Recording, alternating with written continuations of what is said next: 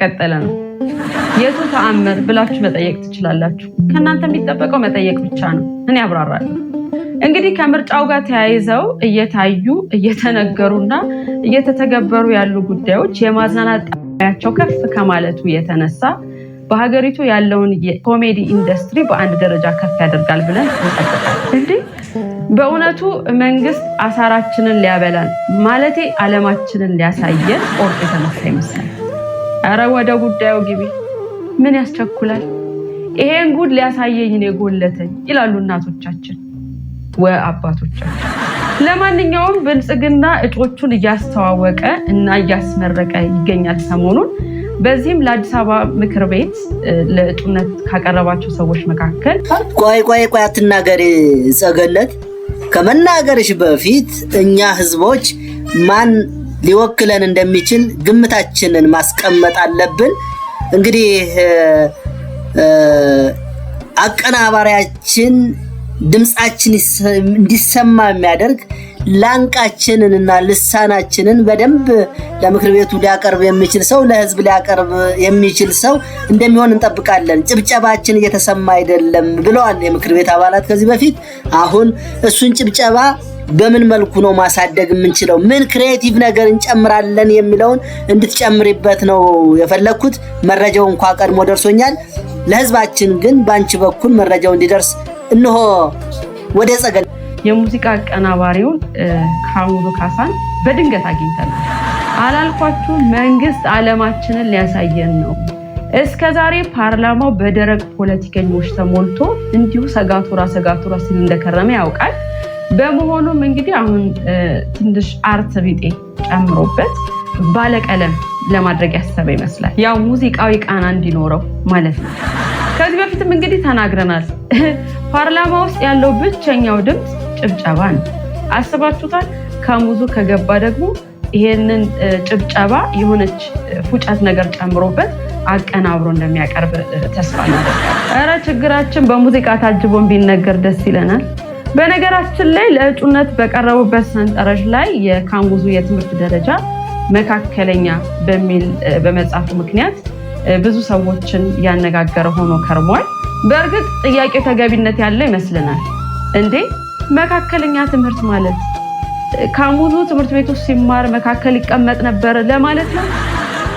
ወይ ደግሞ በከፊል የተማረ ለማለት ነው? ከፊል ደመናማ እንደሚባለው እንደ ዜጋማ ሊብራራልን ይገባል። እኛ መካከለኛ የሚለውን ቃል የምናውቀው ወይ መካከለኛ ቁመት ሲባል ወይ ደግሞ መካከለኛ ገቢ ያላቸው ሀገሮች ሲባል አሊያ ደግሞ አንድ ራስ መካከለኛ ሽንኩርት። ከዚህ በቀር ለትምህርት ሲውል አናውቀው።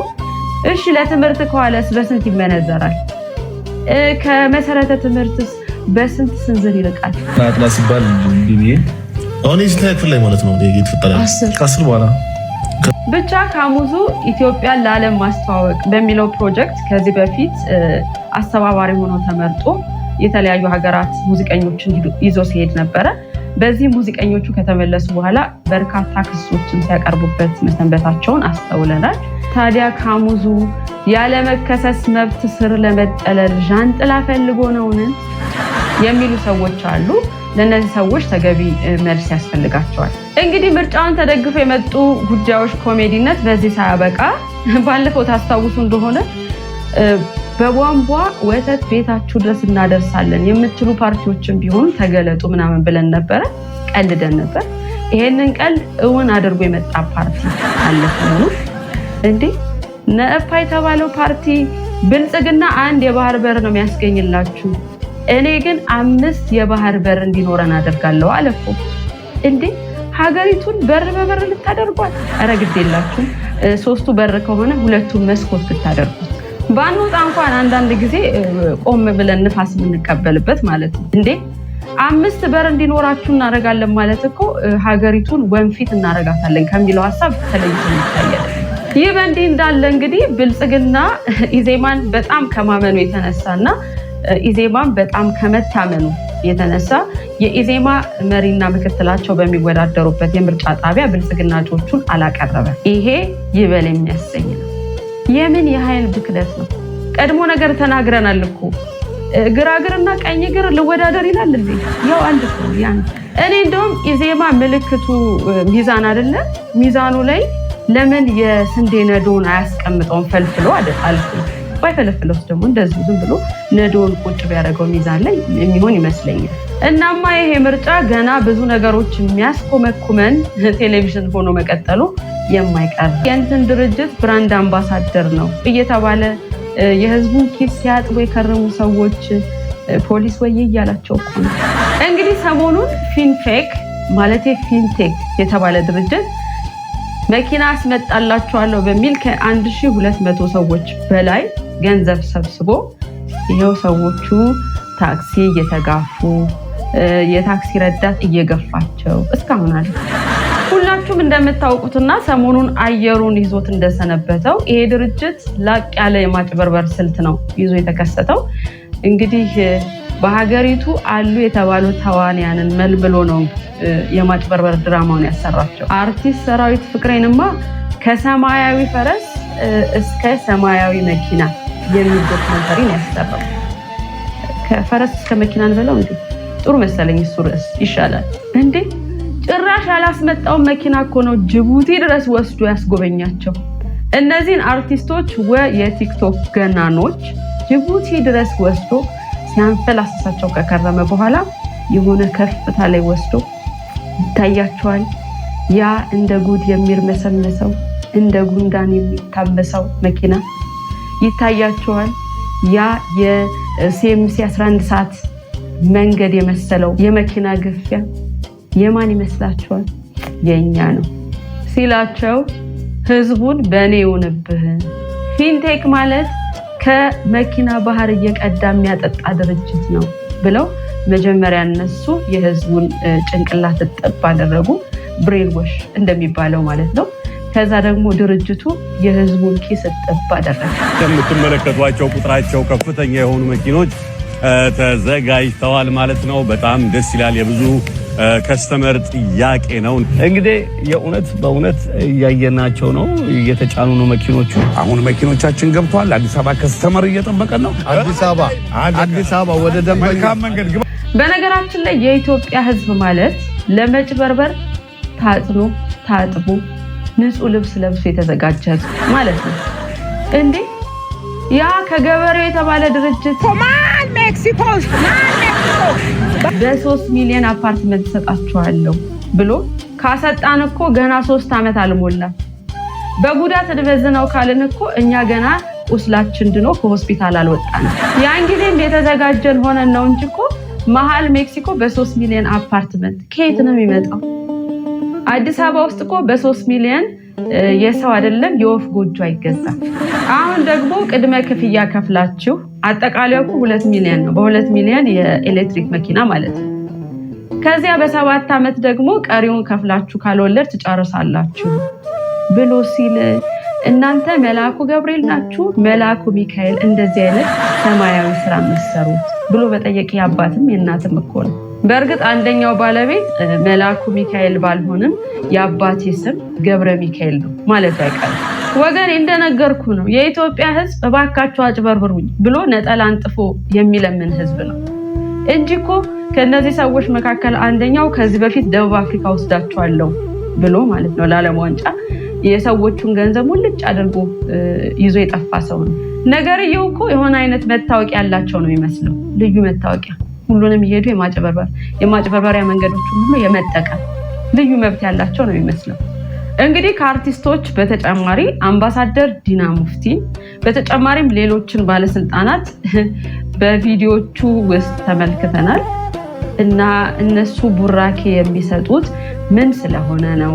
እሺ የንግድ ፈቃድ የሰጠው አካል መቼም አርቲስቶቹ የንግድ ፈቃዱን ትክክለኛነት ፈትሾ ማረጋገጥ አለባቸው እያላችሁ ባልሆነ የፖሊስን ስራ ደርበው ይስሩ እንዴ ነው ወይስ ፖሊስ እየሆኑ ምናምን ስለሚታውኑ በዛው ሀገራዊ ግዴታቸውን ይወጡላችሁ?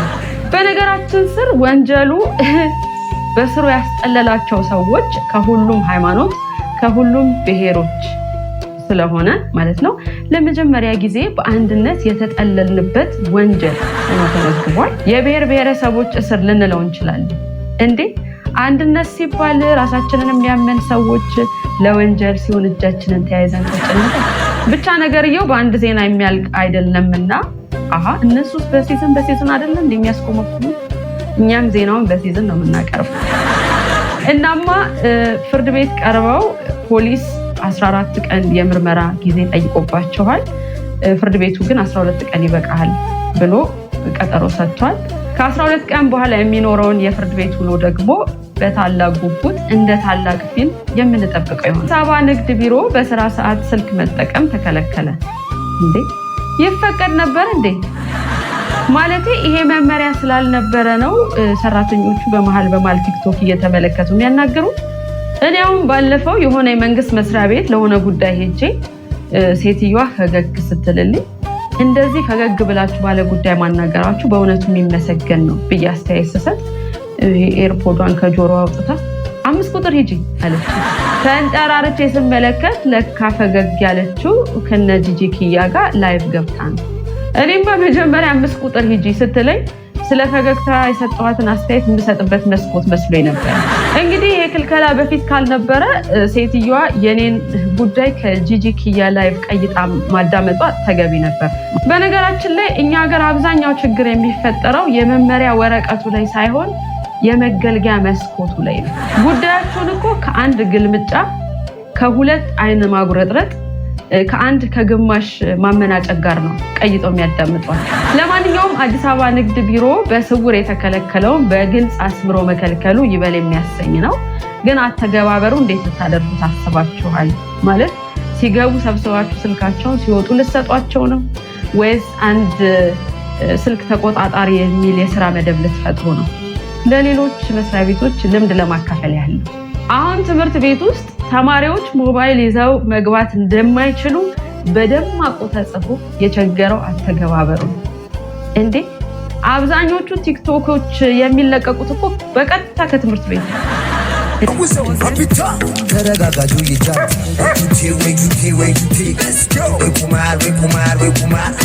ወይ ቁማር ጠንቀነው ለትዳ ወይ ጁቴ ወሸብኝ ንብረቴ አንዴ በኮንከር አንዴ እንደውም አንዳንዶቹ ትምህርት ሚኒስቴር ስፖንሰር ያደረጋቸው ነው ይመስላል።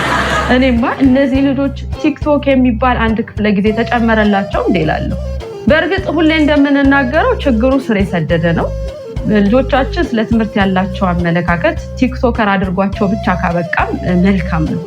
ምክንያቱም አብዛኞቹ ተማሪዎች ትምህርት የሚማሩት ትምህርቱን ለመጨረስ ሲሆን ትምህርት ቤት የሚሄዱት ደግሞ ወላጆቻቸው ስለላኳቸው ነው።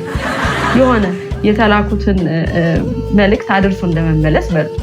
እንደ እውነቱ ከሆነ የዘንድሮ ተማሪ ምናምን ብለን ልጆቹን ለመውቀስ የሚያስችል ሞራል ያለን አይመስለኝም። ምክንያቱም የተማረ ሰው የሚደርስበትን በእውኑ ልጆቹ ማየት ችለዋል። ስለዚህ በተለይ እኛ ሀገር የተሳካላቸው ሰዎች በትምህርት ተጠቅስ አስቀምጡት፣ ቅንፍም አድርጉለት። ኑሯቸው ገለጥ ሲደረግ ያልተማሩ ሰዎች፣ የተማሩ ሰዎች በትምህርት ተጠቅስ ውስጥ እንዳታስቀምጡ። ኑሯቸው ገለጥ ሲደረግ እና ልጆቹ የምንነግራቸውን ተረት ነው የሚያዩት፣ እውነትን ነው የሚያምኑት። ብቻ በእነሱም አይፈረድም ለማለት ሲሆን ይሄ የስልክ ጉዳይ ግን ባለው እሳት አመለካከት ላይ ጭድ እንደመጨመር ስለሆነ በደንብ በትኩረት ሊሰሩበት ይገባል ለማለት ነው። የአዲስ አበባ ንግድ ቢሮ ግን ያወጣችሁት መመሪያ ተገቢ ሆኖ ሳለ የሆነ አይነት ቅጣት የሆነ አይነት ተያይዞ የሚመጣ ነገር ከሌለ በስተቀር የስልክ ቁልፍ የከለከልከው ሰራተኛ የኮምፒውተር ቁልፍ እየነካካ ጊዜውን ማሳለፍ አይቀርም። ወደ ቻናላችን ቤተሰቦች እንግዲህ የጸገነትን መነሻ ወደ እናንተ በድጋሜ ይዘን መተን እንደዚህ አስኮምኩመናቸዋል። የምትገርም ሰው ነች። በጣም ሺዝ ብሪሊያንት። በምታቀርብበት መንገድ በጣም ነው የሚገርመኝ። እይታዋ ራሷ ለእያንዳንዱ ኬዞች የምታቀርባቸው እይታዎች አስተማሪነታቸው በቀልድ እያዋዛች ያቀረበችበት አጫጭር መረጃዎቿ ይህንን ይመስሉ ነበር። እኛም ቀንጨብ እያደረግን በቀጣይ ይዘን እንመጣለን። በጣም ስለምንወዳት ስለምናከብራት ቻናሏን እየገባችሁ ነጋሪ ሚዲያ ገብታችሁ ሰብስክራይብ እንድታደርጓት እንጋብዛለን። መልካም ጊዜ